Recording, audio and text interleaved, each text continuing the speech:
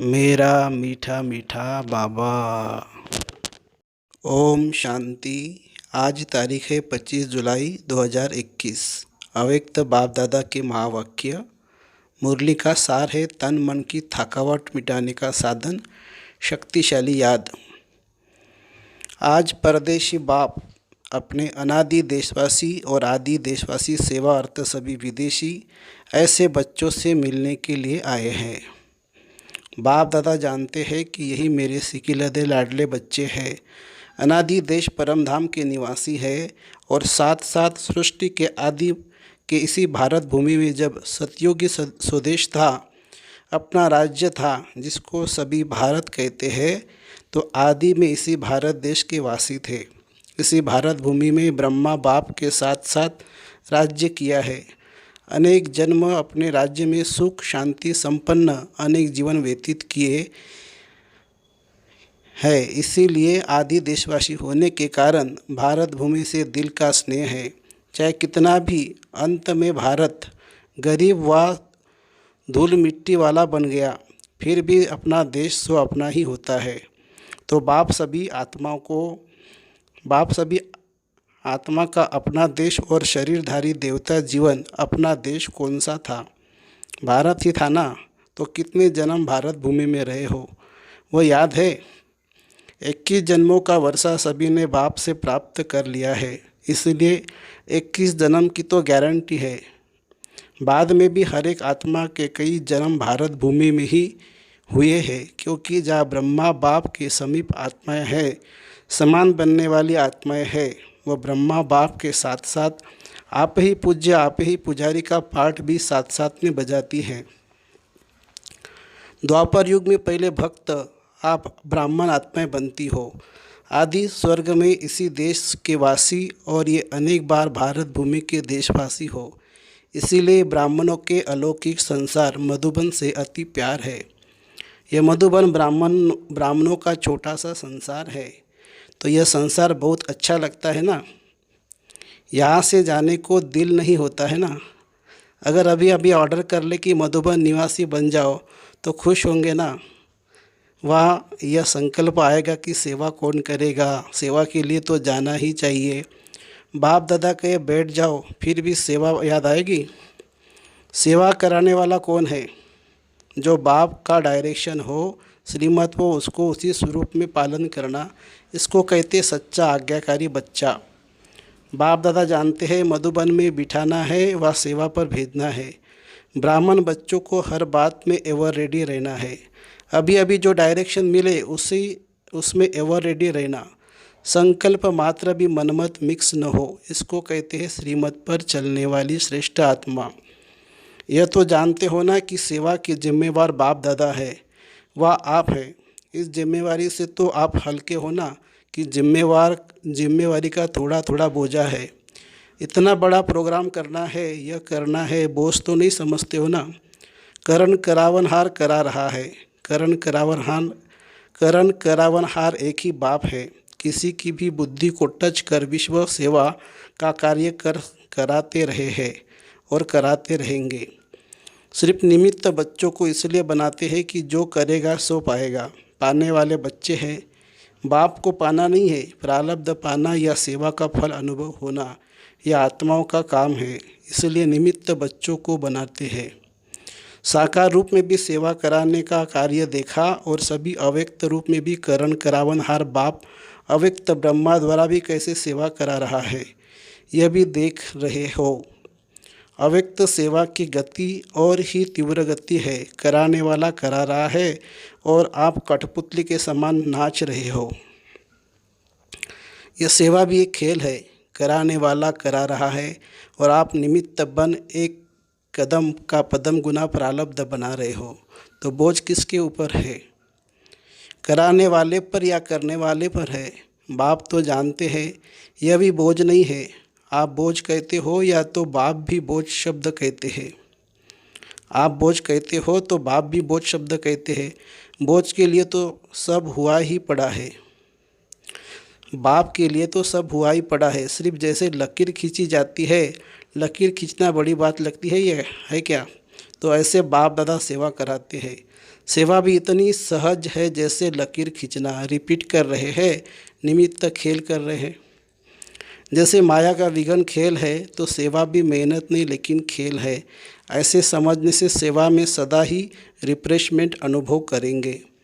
जैसे कोई खेल किस लिए करते हैं? थकने के लिए नहीं, रिफ्रेश होने के लिए खेल करते हैं ना। चाहे कितना भी बड़ा कार्य हो लेकिन ऐसा भी अनुभव करेंगे। जैसे खेल करने से रिफ्रेश हो जाते हैं। चाहे कितना भी थकाने वाला खेल हो लेकिन खेल समझने से थकावट नहीं होती, क्योंकि अपने दिल की रुचि से खेल किया जाता है। चाहे खेल में कितना भी हार्ड वर्क करना पड़े लेकिन वह भी मनोरंजन लगता है, क्योंकि अपने दिल से सेवा करते हो। और कोई लौकिक कार्य बोझ मिसल होता है, निर्वाह अर्थ करना ही पड़ेगा। ड्यूटी समझ करते हैं इसलिए मेहनत नहीं लगती है। चाहे शारीरिक मेहनत का चाहे बुद्धि की मेहनत का काम है, लेकिन ड्यूटी समझ करने से थकावट अनुभव करेंगे, क्योंकि वह दिल की खुशी से नहीं करते। जो अपने मन के उमंग से खुशी से कार्य जो अपने मन के उमंग से खुशी से कार्य किया जाता है उसमें थकावट नहीं होती, बोझ अनुभव नहीं होता है। कहा बच्चों के ऊपर सेवा के हिसाब से ज़्यादा कार्य भी आ जाता है, इसलिए भी कभी कभी थकावट फील अनुभव होती है। बाप दादा देखते कि कई बच्चे अथक बंद सेवा करने के उमंग उत्साह में भी रहते हैं, फिर भी हिम्मत रख आगे बढ़ रहे हैं। ये देख बाप दादा हर्षित भी होते हैं। फिर भी सदा बुद्धि को हल्का जरूर रखो। बाप दादा बच्चों के सब प्लान प्रोग्राम वतन में बैठ भी देखते रहते हैं। हर एक बच्चे की याद और सेवा का रिकॉर्ड बाप दादा के पास हर समय का रहता है।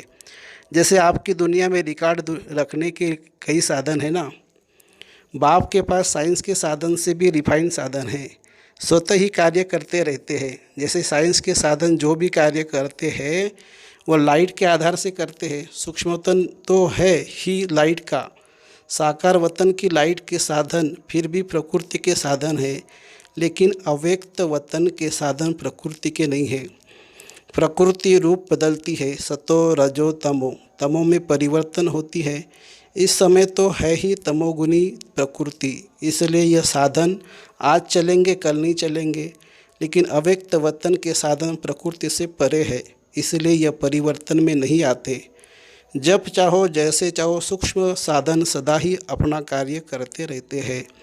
इसलिए सब बच्चों के रिकॉर्ड देखना बाप दादा के लिए बड़ी बात नहीं है। आप लोगों को तो साधनों को संभालना ही मुश्किल हो जाता है ना, तो बाप दादा याद और सेवा का दोनों ही रिकॉर्ड देखते हैं, क्योंकि दोनों का बैलेंस एक्स्ट्रा ब्लेसिंग दिलाता है। जैसे सेवा के लिए समय निकालते हो तो उसमें कभी नियम से भी ज़्यादा लगा देते हो।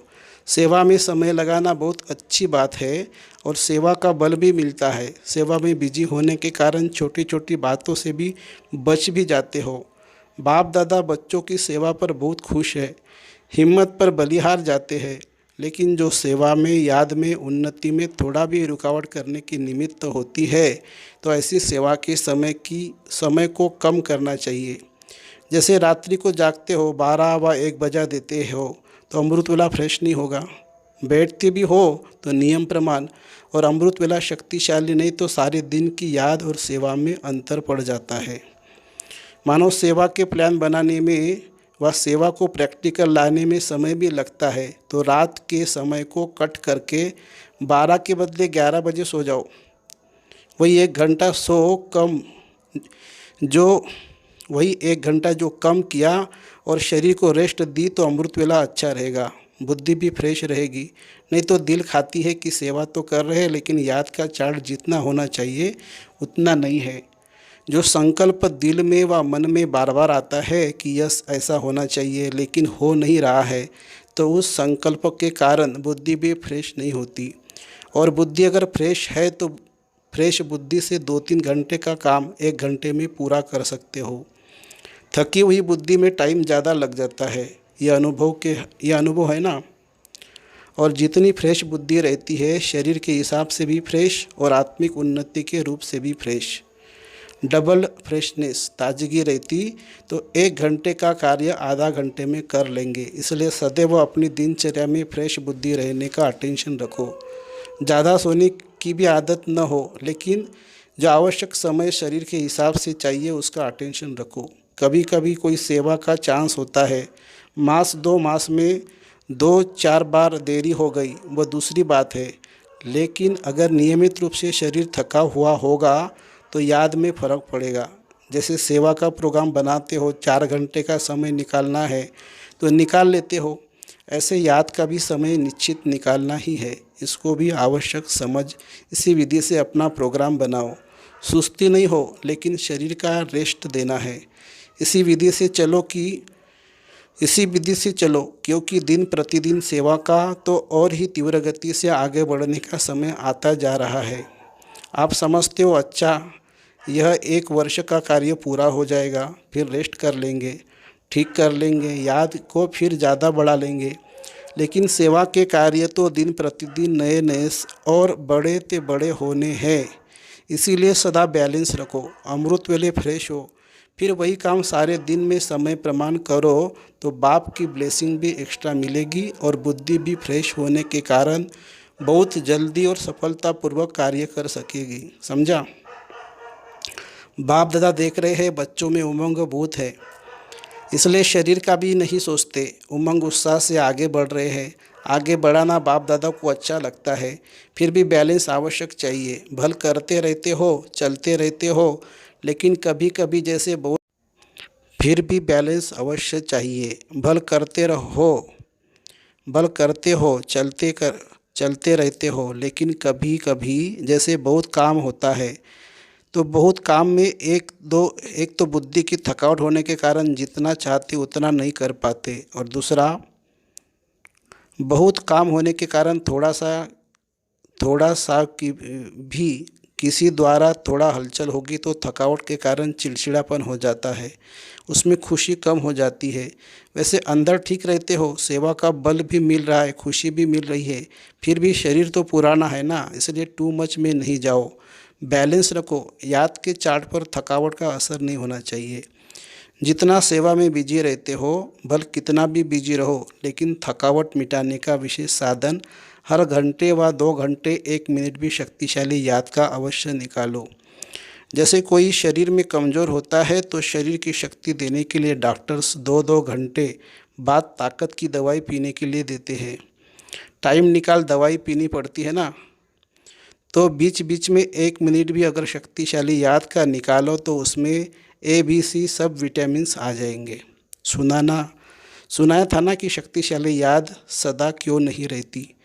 जब है ही बाप के और बाप आपका सर्व संबंध है, दिल का स्नेह है, नॉलेजफुल हो, प्राप्ति के अनुभवी हो, फिर भी शक्तिशाली याद सदा क्यों नहीं रहती। उसका कारण क्या? अपनी याद का लिंक नहीं रखते, लिंक टूटता है, इसीलिए फिर जोड़ने में समय भी लगता है, मेहनत भी लगती है और शक्तिशाली के बजाय कमज़ोर हो जाते हैं। विस्मृति तो हो नहीं सकती, याद रहती है, लेकिन सदा शक्तिशाली याद स्वतः रहे, उसके लिए यह लिंक टूटना नहीं चाहिए। हर समय बुद्धि में याद का लिंक जुटा रहे। उसकी विधि यह भी आवश्यक समझो, जैसे वह काम समझते हो कि आवश्यक है, यह प्लान पूरा करके ही उठना है, इसलिए समय भी देते हो, एनर्जी भी लगाते हो, वैसे यह भी आवश्यक है। इनको पीछे नहीं करो, यह काम पहले पूरा करके फिर याद कर लेंगे, नहीं, इसका समय अपने प्रोग्राम में पहले ऐड करो। जैसे सेवा के प्लान के लिए 2 घंटे का टाइम फिक्स करते हो, चाहे मीटिंग्स करते हो, चाहे प्रैक्टिकल करते हो,